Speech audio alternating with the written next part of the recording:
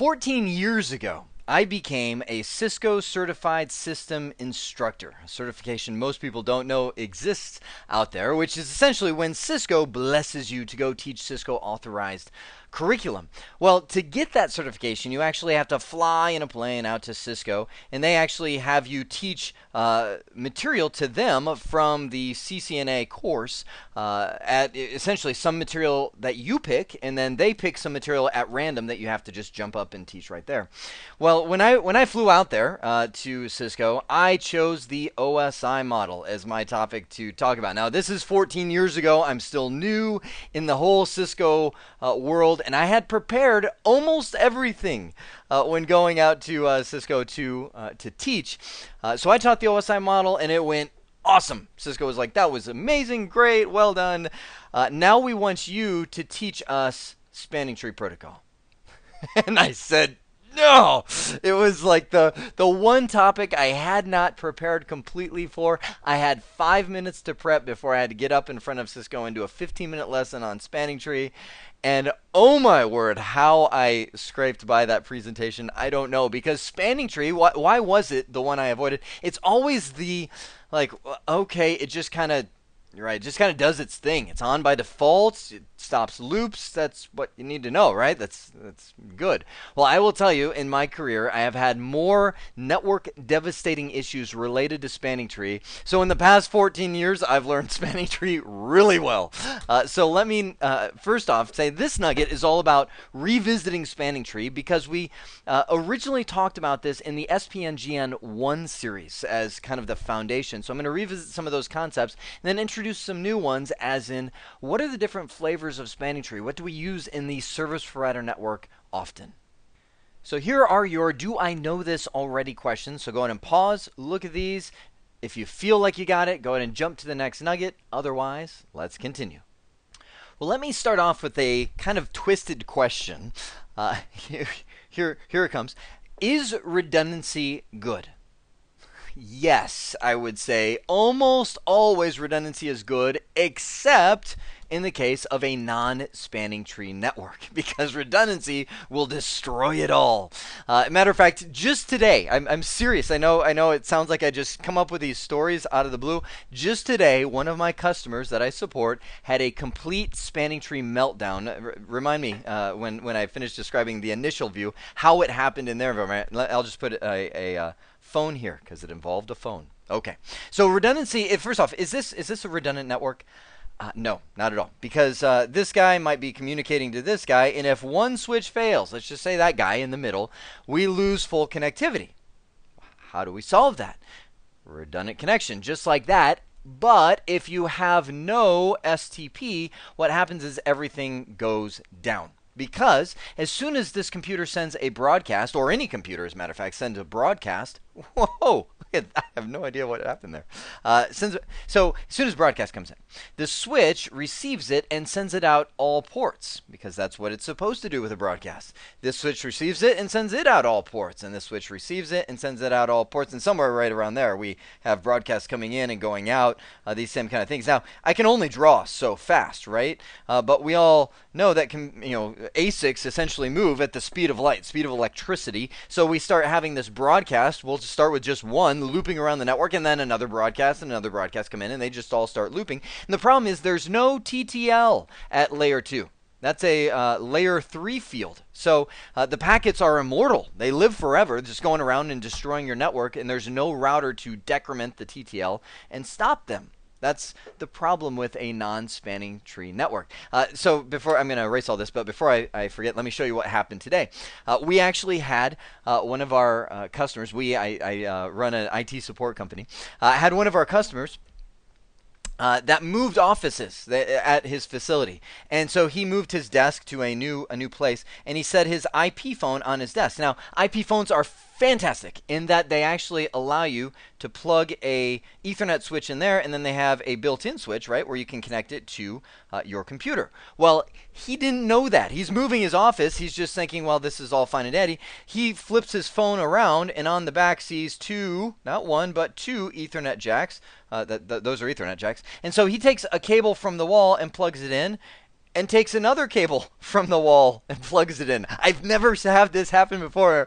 When we found it, I was like, seriously, that's awesome, even though it took down the entire network, because I've never seen that done. But it actually worked. It totally took down his network, because that, I mean, same kind of thing. Think of attaching another little non-spanning tree switch right here. You get a broadcast coming in and then going out and then coming in and going out. I mean, you essentially devastate the network no matter what. That's exactly what the phone was doing. Isn't that great? No, it actually causes some of the most stressful times you can experience, because everything goes down. I mean, all connectivity is lost, servers are crashing, computers are freezing up. It's a terrible thing to fall into the hands of an angry spanning tree network. So, what we need to do is use spanning tree, and here's the beauty. We can have redundancy as long as spanning tree jumps in, and what does spanning tree do?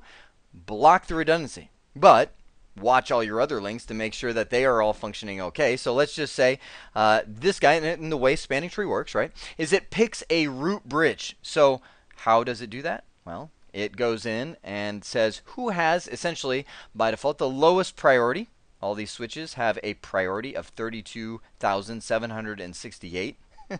It's sad when you can start pulling those numbers off the top of your head because you've talked about them so often. So all these switches, you pull them out of the box, they're all 32,768. 32,000, right? So they all tie, unless an administrator comes in and gets involved and configures priorities differently. So it says, okay, well, let's check it's called bridge priority. Well, we're all tied. Okay, what's the next thing that we're going to check? We'll check the MAC address of these switches. So they all compare their MAC address, and whoever has the lowest MAC address between all these switches becomes the root bridge.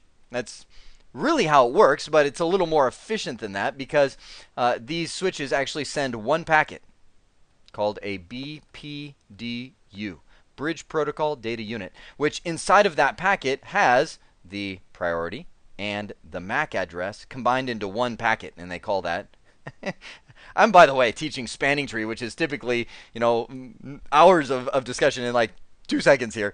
This is called the Bridge ID, because this is revisiting some of the stuff that we saw in the SPNGN1 series, also part of the ICND2 series here at CVT Nuggets. So if you really want a lot of in-depth expounding on spanning tree, please check out that description there. Here I'm just giving you the fly-by view. So these BPDUs are sent once every, anyone remember how many seconds?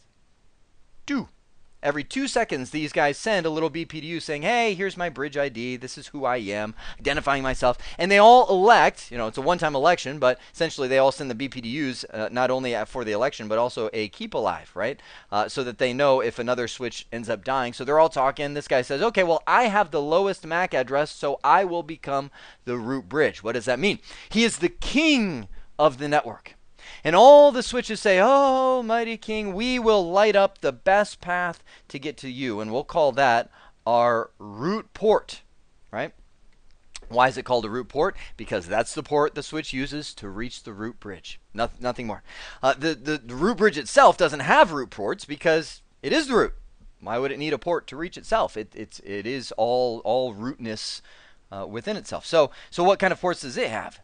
Designated ports. And these, by the way, designated ports are just a port that is forwarding. Matter of fact, if you did a show spanning tree, you would see these guys marked as designated ports as well, because it's just a port that is forwarding. And this whole algorithm of spanning tree to try and find the best way to reach the root, and I'll actually talk about that algorithm momentarily, is designed to just find the best way, and then essentially the switches are instructed to block whatever is left over. So they go, okay, well, we've got 2 ways to reach the root, and the fact is, and here's a little key fact. These BPDUs, they are multicast by design, because a multicast, it's a specially engineered multicast that says, I will go not only to the switch that is directly connected, but I will flow right through that switch. And flow right through that switch, and that's how these switches identify loops to begin with. When one says, hey, here's my BPDU, I am switch 1, let's just say,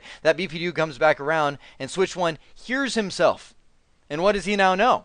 Well, wait a sec, I sent it out this port, it came in there, we have a loop. There's a redundant connection somewhere out there. So this algorithm that I'm describing, with the root port, designated port, all that kind of stuff, is designed to find those redundant links. So essentially all the switches light up their root ports to reach the root bridge and block the redundant link.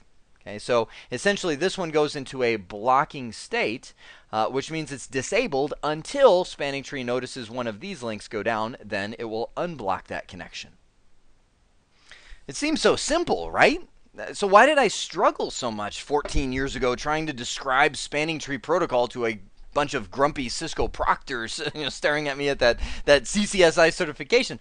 Because our networks don't look like a shape of a triangle with 3 switches, and it always picks the top one as the root, and the bottom link always gets blocked. Our networks look, well, I would say, hopefully look like this, like it's following a design. But I mean, how do, I mean, you know as well as I do, how do most switch networks look? It's like, well, it connected here and then back here, and then we connected that one, and then we ended up with we wanted some redundancy like that, and we did that, and ether channeled it together, but then linked this, but we had a straight fiber. I mean, it just gets ugly. And then they're like, okay, so where's the root bridge, and how does it find the best way around the network, and which links end up getting, I mean, then you're scratching your head going, yeah. So the right way to design a network is in layers, and we've seen Cisco's 3-tier model before. Essentially, the access layers are where devices plug into the network. Essentially, that's where our user-facing switches go. And as the network grows, we eventually divide it up into a distribution layer, which is where things like routing happens, access control list happens, quality of service happens. Essentially, that's where the packet spends most of its time and usually gets routed to some destination rather than switched. And then for large organizations, they develop a core layer to where you have a core of the network that connects to other distribution layers. Like this might be building 1 right here, and then you have a building 2, which follows this same model up there, and building 3, and so the core kind of bridges all those buildings together and essentially gets people where they need to go, right? So that's the right design of the network. And if you design it that way, your goal should be to elect essentially the most biggest, baddest central switch of your layer 2 network as the root bridge. So, for instance, if we had this as the root bridge, then we have to answer the question, well, how does the switches find which links to block? I mean, what's to say that this one doesn't get blocked? Well, actually, I'm missing some lines. This should have, oh my goodness, all these years. These guys should be connected like this with a little ether channel going on. But who's to say that this one gets blocked? It doesn't go this way or that way. And I mean, how do you find that out? This is my MVP slide that I've created for Spanning Tree to really describe how things find the best way. And I wish somebody 14 years ago would have come to me and said, Jeremy, this is all there is to it. Let me just show it to you this way. But there's just so much documentation on Spanning Tree, it gets lost in all of that. So here's how Spanning Tree finds which links get blocked. Screenshot this, memorize these. Seriously, you'll need to know them. Number 1. Elect the root bridge. So let's go. I'm like, our networks don't look like this. So let me use this as an example, right? This is the typical Spanning Tree example. Root, right? This guy gets elected as the root. That's always step 1. Now, all the other switches find the best path to the root. How do they do it? Number 1, lowest cost. So they're going to look at their link speed. So let's just say this is switch 2 and switch 3 down here, right? They're going to look and say, okay, well, if this is, let's just for grin, say this is a 10 megabit per second link. This is 100. This is 100. This guy, looks and says, this one costs me 100. Cost of 100 to get across. These guys, 100 megs, cost me 19 and 19. And it figures out how many links it has to cross because of the BPDUs. Those are kind of like little network sonar packets going through the network, right? So it's going to say, okay, well, I could go this way, it cost me 100, or I could go this way, and it cost me 38 by the time I add up all of the numbers. I'm going to the right? So that's going to be the number 1 way that it finds. This becomes the root port, right? But wait a sec. Let's say it's not that simple. This guy's the root bridge, but we're all gigabit Ethernet links, right? So all these are tied at a cost of 4. Now what? Well, it's going to find the lowest bridge ID to break the tie. So, well, actually, this isn't a good diagram because this would be 4, 4, 4, and we'd never get to this because it'd say, okay, well, cost of 4 beats a cost of 8. So let me draw a scenario where we would have this happen, right? Here's a little more complex switch environment. We've got switch 4 down here. Here's the root bridge. It's all gigabit Ethernet, so 4, 4, 4, 4. Hang on, take that in for a second, right? So it looks, switch 4 is going, okay, how do I, elect the root port? because the costs are equal. They're both, it's 8 if I go that way, it's 8 if I go that way. Well, I'm going to pick the lowest bridge ID. So I'm going to say this guy, essentially this, of course, has the lowest bridge ID whatsoever, the lowest MAC address, right? So I'm going to say between switch 2 and switch 3, which of these guys? And he knows, right? Because of the BPDU. He knows switch 2 and switch 3's bridge ID. So he goes, oh, okay, well, you know what? Well, let's just go numerically. Switch 2 has the lower MAC address, so this will be my root port, and this one will be blocked, right? Okay, well, what if there's a tie there? You might say, well, okay, Jeremy, what does the topology look like if you have a tie on the bridge ID? Because you would think, what if you do something like this? Chunk, chunk. This is the root bridge. This is switch 2, right? Now, both of these are gigabit Ethernet, so it's a cost of 4, so this is tied. They're both connecting to the same switch, so this is tied. Now, this one ends up winning. It's going to say, okay, well, I'm going to prefer fast Ethernet 0/1 over fast Ethernet 0/2. This one's forwarding, and then you can see step 3, block whatever's left over, X. So you can go into whatever, hang on, let me go back to the previous slide. Here we go, back here. You can go into however big and hairy of a network, with that craziness I was drawing over here with connections and you can say, okay, if he is the root bridge, which we all know is elected from the lowest MAC address by default, unless you tune the priority, then you can use the priority. So if he's the root bridge, just go back to that slide, go through the rules and say, okay, well, number 1, let's just say I'm on the perspective of him. All eyes are looking at you, kid. So which way are you going to go? Okay, well, this one's easy. Lowest cost to the root bridge, let's just imagine they're all gigabit Ethernet, is right there. So bing, that becomes the root port, right? And then we just keep going through all the different switches and find the best way using those steps that I just showed you. That can solve every spanning tree question where you go, which path will it take? Finally, let's look at the different flavors of spanning tree, because spanning tree has been around for a long time. Essentially, since the advent of the switch, there was spanning tree, right? So the original spanning tree, 802.1d, is phenomenal, and it's still the default on a lot of switches. When you pull them out of the box, they'll be running the good old 802.1d original spanning tree protocol. It works. It does exactly what it's supposed to do. The problem is it's slow.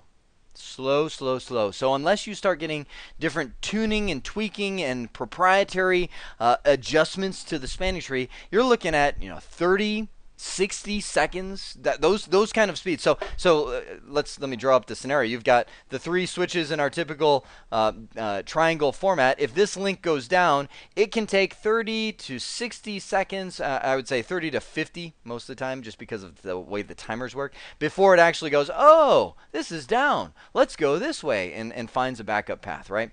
Nowadays, think about spanning tree back in the 1980s. Is that a problem? No, not at all. We're concerned with our hairstyles and everything else back then. Nobody noticed, but nowadays, sub-second convergence is our target, especially in the service provider environment. Because think about it, 30 to 50 seconds. Imagine a service provider failure for 30 to 50 seconds. That's every phone call. That's every television program. That's every internet connection uplink.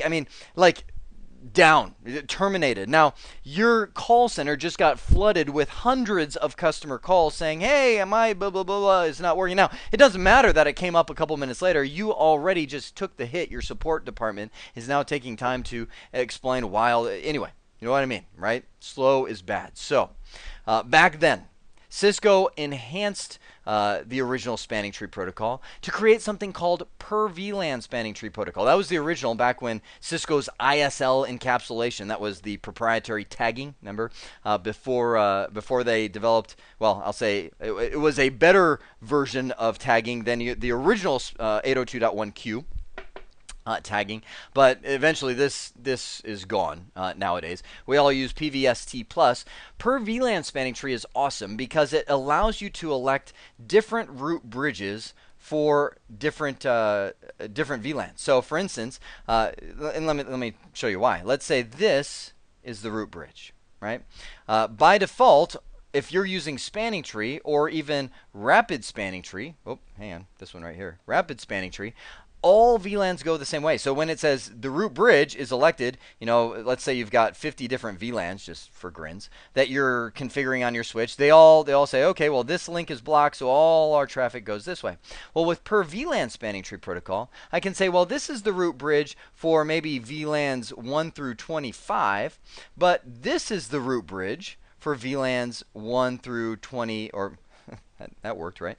26 through 50, right? In this environment. The beauty of that is instead of this link just sitting there idle, essentially for VLANs 1 through 25, they all go this way and use that root bridge. For VLANs 26 through 50, it'd be great if I drew that in a different color, they would all use these links. Oh, hang on.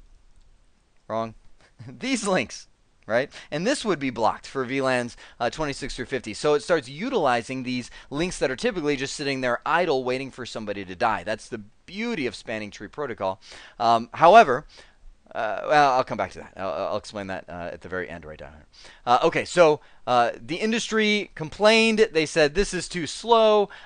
We have to use proprietary enhancements to get around this 30 to 50 second timer, which locks us into a vendor. So we finally ended up with rapid spanning tree protocol, 802.1w, which came out, I want to say 2005 is when that thing reached its final ratification. So close to 10 years ago now. So it's been out for a while, and switches have slowly adopted it. But it was a slow adoption because you essentially had to replace a lot of switch hardware out there in order to get the rapid spanning tree protocol feature.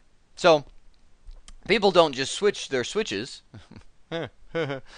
Change out their switches every day. They last 5-10 years sometimes, so it was a slow go, but now just about everybody at least has the capability of running rapid spanning tree protocol, which improved this convergence time down to 2 seconds, which still to this day is about as low as you can go with rapid spanning tree, and is, I'll say, a drastic improvement of spanning tree protocol, but still not fast enough for some of us, especially service providers. Again, 2 seconds. Hang on, let me just think about it. That was 2 seconds of silence. I know. You're kind of like, okay, big deal, but it obviously shook you up, right? Imagine that happening for every TV program, for every phone call. Again, go through the same thing I did at the beginning. It's still too much. And that's why we'll talk about some other strategies moving forward. So, rapid spanning tree, big improvement. Cisco responded and created proprietary per VLAN rapid spanning tree protocol, so you could do this kind of thing. And then finally, the industry caught up and created multiple spanning tree protocol. What is it? It is essentially Cisco's per VLAN rapid spanning tree protocol for the masses. Multiple spanning tree protocol takes rapid spanning tree protocol and allows you to group together VLANs. Now, it does have that advantage over per VLAN spanning tree protocol, is it deals with VLAN groups rather than individual VLANs. See, and this is what I was going to talk about up here for a moment. When you say VLANs 1 through 25 are going to have this as the root, and VLANs 26 through 50 has this as the root, what per VLAN spanning tree and per VLAN rapid spanning tree does is run one instance of spanning tree per VLAN. Think of this like, you ever run, trying to think of something that I do. Multiple, I guess it's a no-brainer. Multiple web browsers, right? On your computer, when you're going to different sites, I know a lot of times we use tabs now in Firefox and Chrome and even Internet Explorer. We use all these different tabs and all that kind of thing. But we used to have like 50 different web browser instances running on the bottom of our taskbar. What's the problem with that? Well, it eats up resources, right? The more instances of a program that you have running, the more resources are consumed. And it was the same way with spanning tree, is essentially, even though all 25 VLANs were going the same direction and had that same root bridge, you actually have one instance of spanning tree per VLAN, which means you've got 50 individual instances if you're using these, which can be brutal on your resources. Multiple spanning tree allows you to create groups that you associate. So you say VLANs 1 through 25 are associated with group number 1. VLANs 26 through 50 are associated with group number 2. And that allows you to run, in this case, 2 instances of spanning tree for the 50 VLANs. One instance all goes one way, the other instance all goes the other way and has its own root bridge. Most of the time in larger environments like a service provider environment, you're going to see a lot of multiple spanning tree, MSTP, just because it gives you the bang for your buck with the industry standardness, and it's going to give you the efficiency, essentially, of running multiple instances of spanning tree without running one per VLAN like Cisco proprietary methods do. So we have seen, and I will be right up front, that was the fastest I've ever taught spanning tree, just because at this point it is revisited. So if it feels like you're drinking from a fire hose, I really do encourage you to go visit some of those other series like ICND2, where I go through it in multiple nuggets and spread out that description, or SPN GN1. Just revisit some of those spanning tree topics in a not so fast fashion. But this did a review of the core of spanning tree, finding the best path through the spanning tree network, and then saw the multiple flavors of spanning tree. I hope this has been informative for you, and I'd like to thank you for viewing.